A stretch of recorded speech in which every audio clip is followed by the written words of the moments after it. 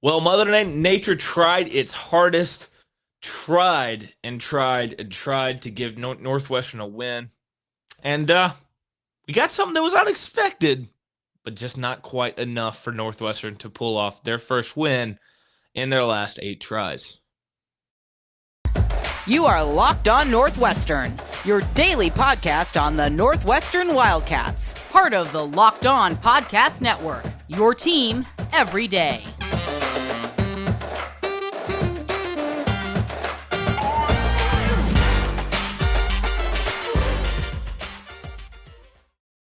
Welcome in. This is Locked On Northwestern, part of the Locked On Podcast Network. I'm your host, Carter Bird, and as a part of the Locked On Podcast Network, we bring you your team every day.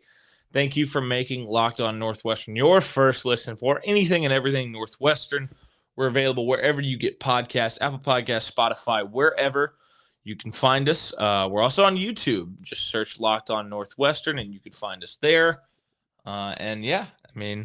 Make sure wherever you're listening, make sure that you subscribe, turn on notifications, you comment, give some feedback. Helps us make this show better every time.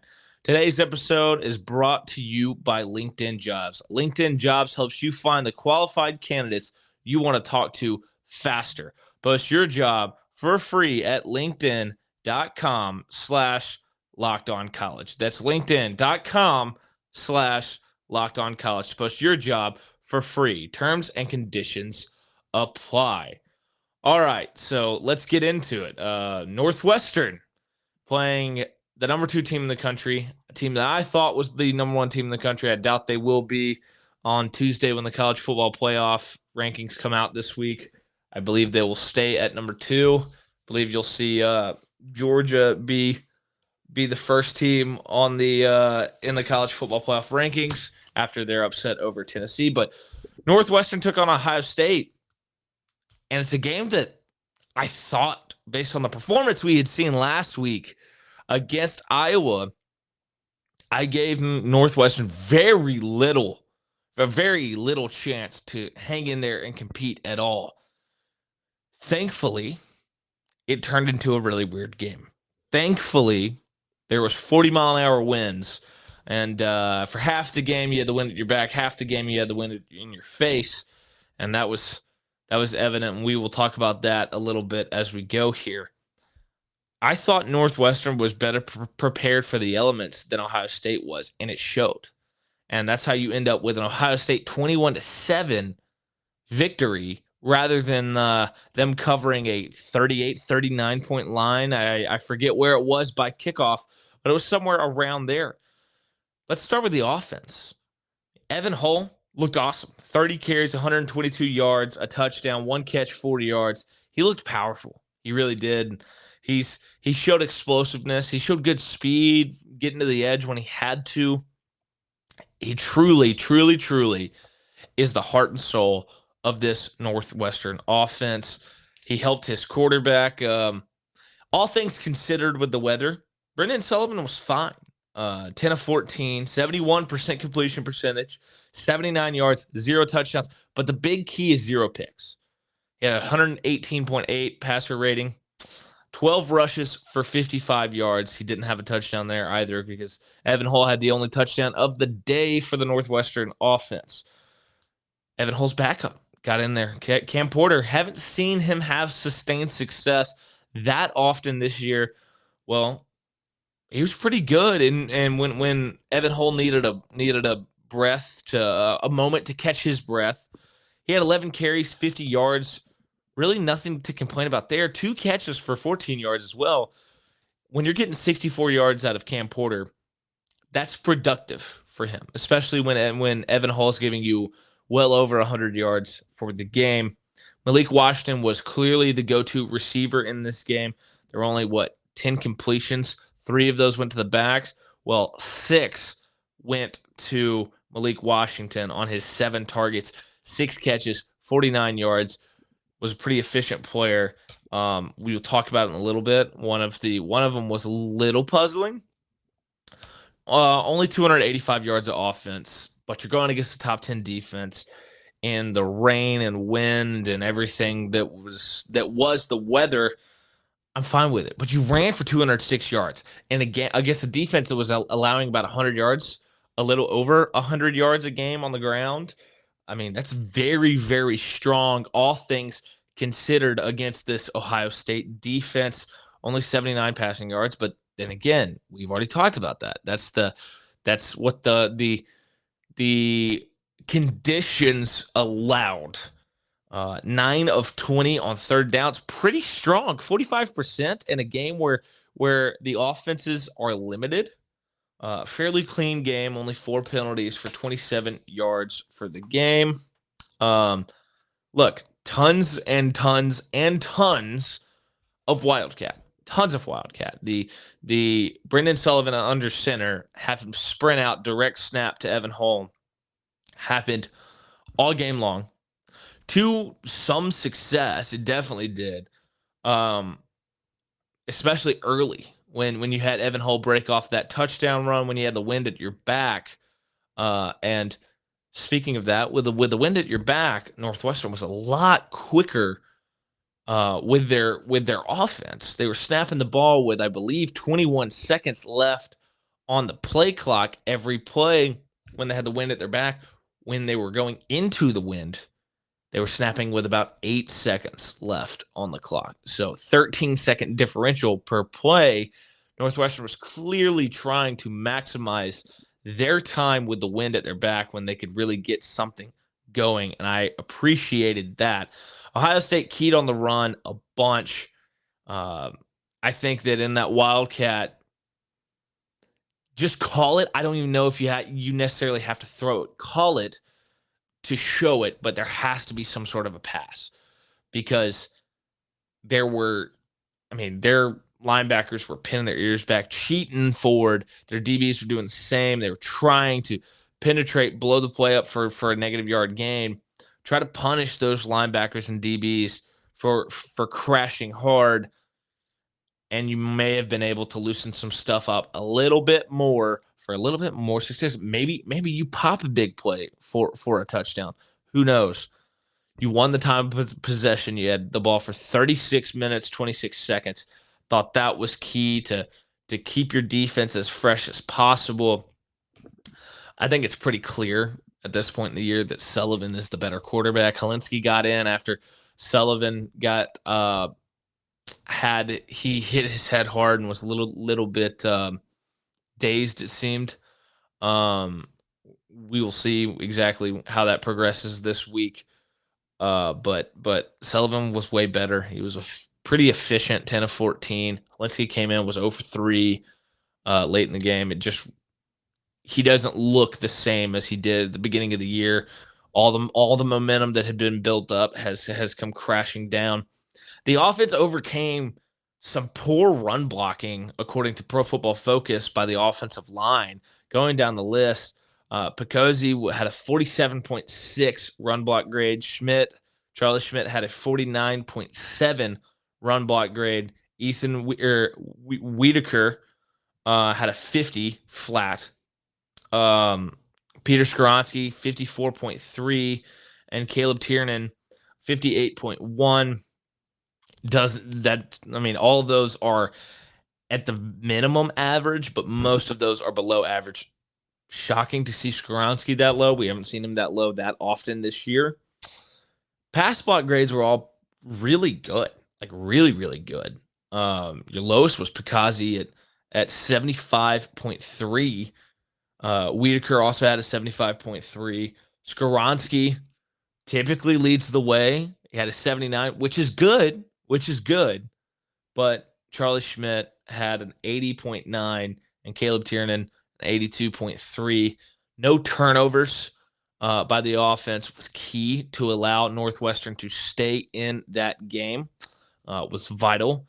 All in all, I don't think it was a blow you away kind of performance by the offense by any stretch, but all things considered, with the weather, going against a top 10 defense, it was good enough to keep you in the game.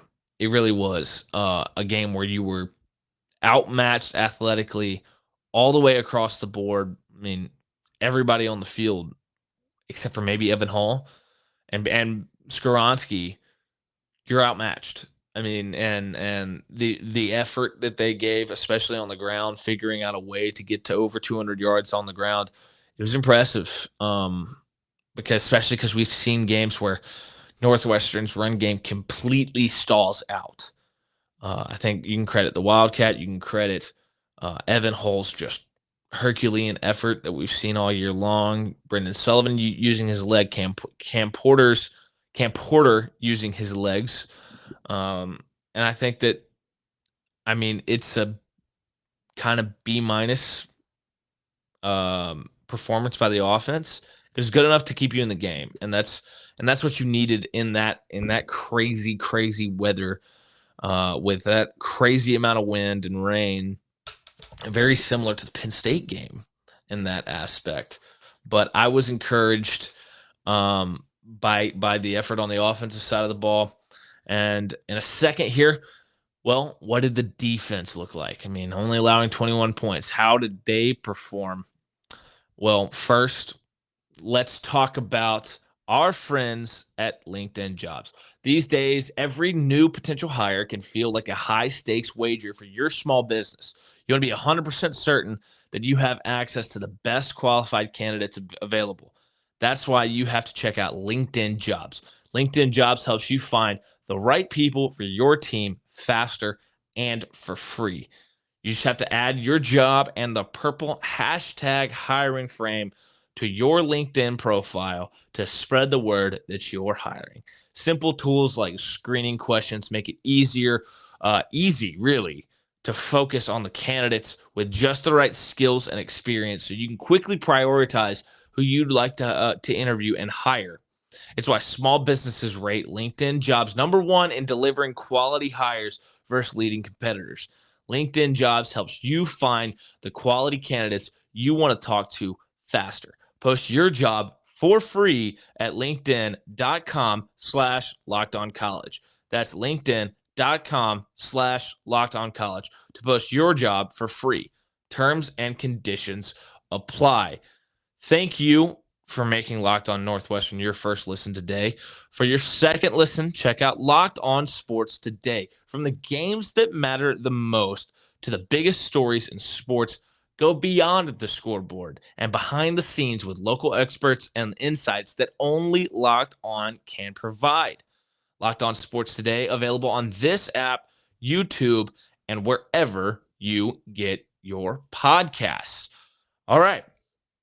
So let's talk about this defense, because they played their absolute butts off in this game, and it was impressive to see that level of effort. I was especially coming off the game the week before, where you give up the 33 points to a bad Iowa offense that apparently all they needed was to get going against Northwestern to finally find some life, because they put up some more points this past weekend. But look, I mean, you made it difficult on Ohio State's offense. Mayan Williams, he did have a big game, but he had to earn it. 26 carries, 111 yards, 2 touchdowns. It was a solid, strong game, but he was contained for most of that game, it felt like. And there were some big plays, some big moments. There was a 4th and 1. Ohio State turned around, gave the ball to Mayan Williams, who's, 5'9", 220 pounds. I mean, he's a bowling ball out there. He looks, his arms are huge.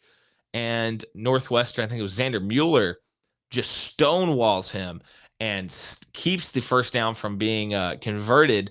And that was a key play early, and it set Northwestern up with a short field. Unfortunately, the first quarter ends, and Northwestern's all of a sudden going into the wind, is unable to figure anything out on offense, and the drive stalls out, and they have to punt. So that was unfortunate with that instance. Had they been able to, honestly, had they kind of gone 3 and out really quickly, and it was still the first quarter. They might have been able to kick the field goal because they had the wind at their back. So that was unfortunate. They frustrated the heck out of CJ Stroud, which we have not seen anybody really do to this extent all season long. CJ Stroud was 10 of 26. As bad of a performance we've seen him throwing the football all year long. He was 10 of 26, 76 yards, 0 touchdowns, 0 interceptions. He was 0 for 8 on passes, 15 plus yards down the field. Really did a great job containing his deep balls. He tried several times. He opened the game with 5 straight incompletions. Really was encouraged by the performance by the Northwestern secondary. There was one moment where he tried to roll out, and he had Adetomiwa Adebawore in his face, mirroring him every step of the way. He had nowhere to go, and then finally he kind of forces one off his back foot, and it sailed incomplete.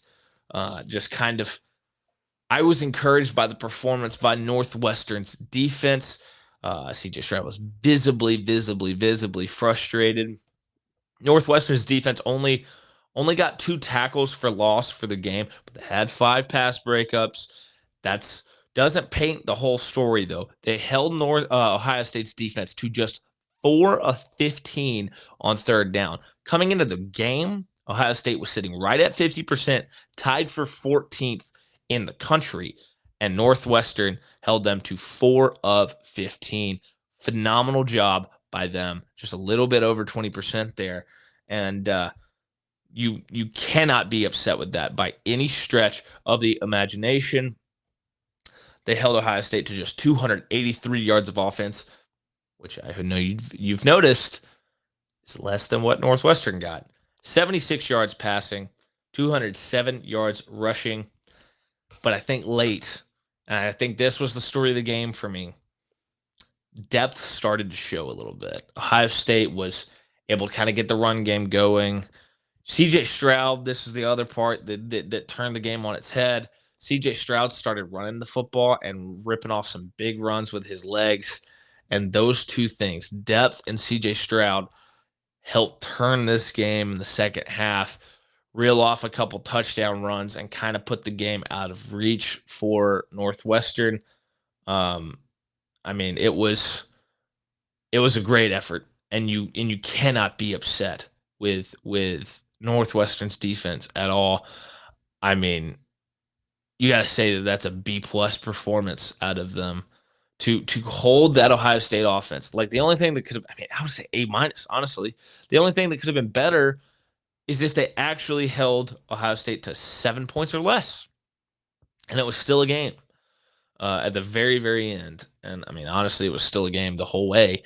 But that's about the only thing I think that Northwestern's defense could have done, and force a turnover. They did not force a turnover, which was unfortunate. Had they been able to do that, maybe that jump starts is the spark that the offense needs to punch in another score or two. But I think it was B+, A- performance by Northwestern's defense. I know though they were aided by the weather, but I thought it was really an impressive job. I thought that kind of effort is the effort that Northwestern needs all season long, and the season may not be sitting here at 1-8 at this point. In just a second, we're going to give kind of our final thoughts. We're going to say, okay, what does this mean going forward? We're going to take a very brief look at basketball's season opener tonight. But first, let's talk about our friends at BetOnline. BetOnline is your number one source for betting football and the start of this new basketball season. Find all the latest player developments, team matchups, news, podcasts, and in-depth analysis on every game. And as always, BetOnline remains your continued source for all your sports wagering information, with live betting and up-to-the-minute scores for every sport out there. The fastest and easiest way to check in on all your favorite games and events, including MLB, MMA, boxing, and golf. Obviously, MLB just wrapped up. The Houston Astros won the World Series.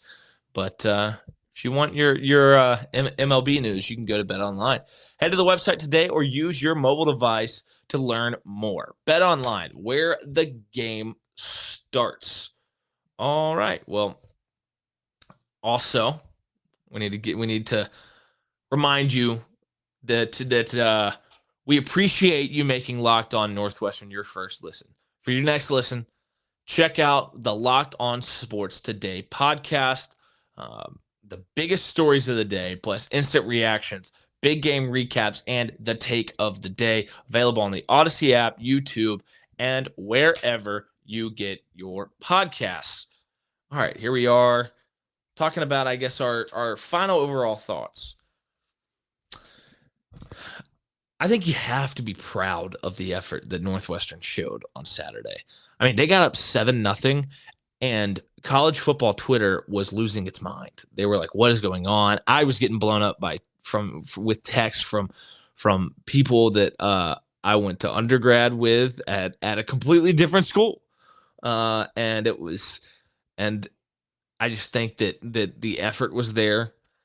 Something to hold your head high if you're on that Northwestern football team, or if you're a Northwestern fan. You hung with the second best team in the country that I still think could win a national championship at full strength. The weather obviously played an impact, but this wasn't expected by anyone. Not at all. I mean, not even Vegas. It didn't really change. It was up in the 38s, and the over-under was really, really high, and Northwestern showed up and really stalled out one of the best defenses in the country. May have torpedoed C.J. Stroud's Heisman favorite status, as maybe Bo Nix has climbed into the lead there, because it feels like there was some interesting movement in that race this weekend. But the defense played so well, stopped the run up the middle mostly. I felt like they got by C.J. Stroud a few times for big runs, and I thought that was the biggest story. A guy who does not really run the ball, kept a read option, had a bootleg, some big gains off those. But, that's what we've said about this Northwestern team all year long, is that if you run into the teeth of them, if you run right at them, they can stop you. They did not against Iowa, but they can stop you. That's about the only team that's had super success. It's when you get on the edge, which C.J. Stroud did with his runs, that they have struggled. There were a few questionable decisions. I hated the play call on 4th and 8 when Northwestern went for it. You roll Brendan Sullivan out to the right, and you run Malik Washington 6 yards short of the sticks. You complete the pass, and he tries to get upfield, but he never had a chance. I thought that there would have been a better play call there. I thought you should have figured out a way to punt into the wind and pin them deep. I don't know. I didn't think that there was a very high percentage chance to convert that 4th and 8, even take a delay and punt into the wind for all I care. But I did not like that call. Overall, I think it was an A performance, B- performance by the offense, B+, A- performance by the defense. You got to give it a B+ for coaching. The only reason why I wouldn't give it higher is the fact that some of the decision making was puzzling at times. But I thought this Northwestern team was better prepared by their coaches to deal with the elements. I thought that was the story of the game for me. Next up, you got a road trip to Minnesota. Can you slow down that offense that has been pretty explosive against worse teams? Obviously, they did not have a great showing this past weekend against Nebraska, but they did get the win. Then you have a road trip to Purdue. Can you contain the passing game in that one? And then Illinois at home. Can you make the Michigan State game kind of a model for how a team that's not as good as that Illinois team, how to beat them? All that remains to be seen. That tonight, basketball season kicks off against Chicago State. Northwestern is 13-1 in their last 14 openers, 8-1 under Chris Collins, 14-0 all time against Chicago State, last time being in 2020 when they played, and Northwestern came away with an 111-66 victory. Chicago State last year was really, really bad. They're 7-25. Northwestern, I believe, is a 25-point favorite tonight, 25.5, somewhere around there. You would hope that Northwestern gets started on the right foot, handles a bad Chicago State team, and kind of starts to build some momentum, because you do have so bizarrely, and I don't know why the Big Ten does this, but you have a December 4th conference game against Michigan State that you would like to build momentum going into. So that'll be something I keep my eye on tonight. We will talk more about that tomorrow. I don't know exactly. I tried to look. I'll see if I can find where the game is being played, or like if it's being played on television. I haven't seen it listed on television. Tonight, Big Ten Plus. So Big Ten Plus, and on the radio at WGN Radio 720. That's where you can find the game. It'll be fun to talk about basketball tomorrow and how this game went. We will do that. It's probably going to do it for today's episode. Thank you for listening to Locked On Northwestern. Thank you for making Locked On Northwestern your first listen every day. We're available wherever you get podcasts, Apple Podcasts, Spotify, wherever. We are also on YouTube. Just search Locked On Northwestern. Make sure wherever you're listening, you subscribe, turn on notifications. You don't want to miss an episode. Give us some feedback. Leave some comments. We'll try to make the show as good as we can as we go along. Still growing out the beard until Northwestern gets a win. I may make basketball the tonight basketball the benchmark for being able to finally shave. Who knows? But for Locked On Northwestern, thank you for listening. I'm your host, Carter Bird. You can follow me on Twitter and Instagram at CarterBird13. I appreciate you all listening, and we will see you all next time.